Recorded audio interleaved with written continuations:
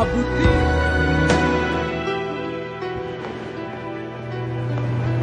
Ano nangyari?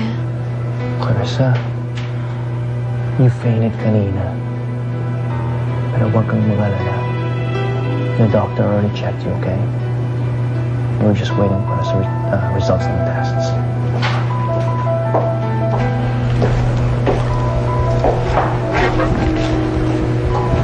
Doc? Doc, what are your findings? Kumusta siya? May sakit ba siya? You have nothing to worry about, Mr. Recto. Wala namang nakitang problema sa kanya.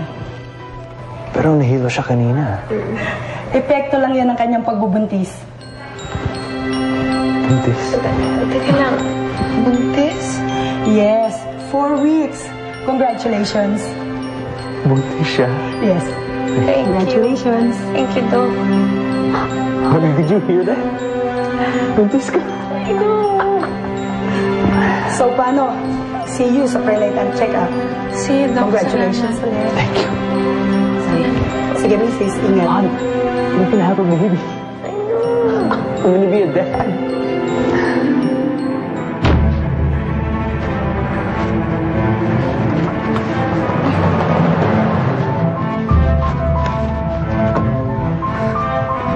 Are you drunk? Hindi mo ba nakita ang luwag-luwag ng kalsada, oh? Adi ka ba? O feeling mo ikaw yung hari ng kalsada?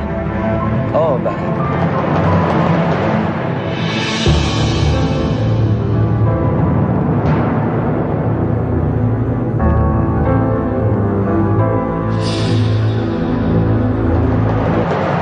Yung nanay at tatay mo galit kay Auntie Clarissa. Kaya dapat huwag yun na lang sasabihin sa kanila na magkasama tayo ni Auntie Clarissa, ha? It's our little secret, Lola. Ano yun? Ano yung little secret nyo, anak?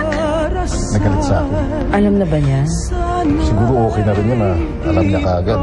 Oh, pero mas maganda sana ang nalaman niya mula sa'yo kaysa sa ibang tao pa. Basta from now on, our family is no longer associated with the Gardamonte family. And that's it. Huwag mo na ulit yung ginawa mo.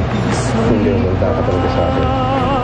Kaya kong abutin ang langit.